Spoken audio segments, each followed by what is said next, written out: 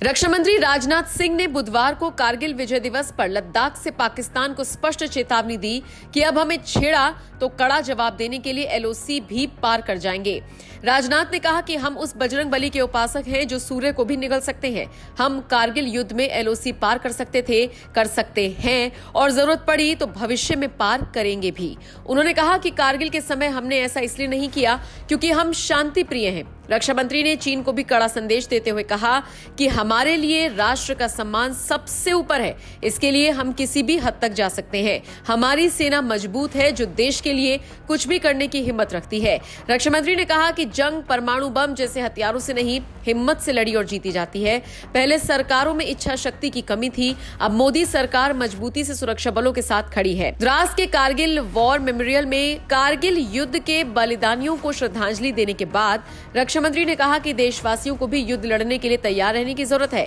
Ukraine और रूस के बीच युद्ध लोगों के कारण ही लंबा खिंच रहा है। यूक्रेन की सेना के तबाह होने के बाद लोग प्रशिक्षण लेकर लड़ रहे हैं। रक्षा मंत्री ने कहा, अब ये नहीं कहा जा सकता कि युद्ध कितनी देर चलेगा। ऐसे में जनता के लिए भी प्रत्यक्ष और परोक्ष रूप से युद्ध लड़ने के लिए तैयार रहना जरूरी है। युद्ध की परिभाषा बदल रही है।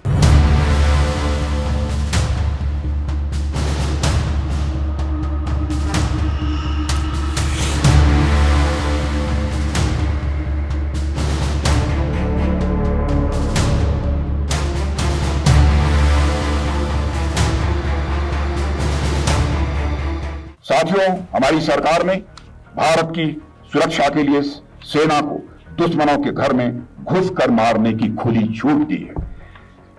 और मैं आप लोगों को इस मंच से यह भी विश्वास दिलाना चाहूंगा कि मोदी जी के नेतृत्व में केंद्र सरकार की राजनीतिक इच्छा शक्ति में पिछले कुछ समय में लगातार बढ़ोतरी हुई है।